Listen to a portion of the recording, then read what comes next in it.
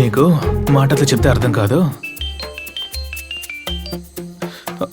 మామిడికాయలు దొరికాయా మావా? లేదురా, ఎక్కడ వెతికినా నువ్వు అడిగిన పచ్చి మామిడికాయలు మాత్రం దొరకలేదు. నువ్వు ఏదైనా మామిడి తోటకి వెళ్ళి కోసుకొని తిను, సరేనా?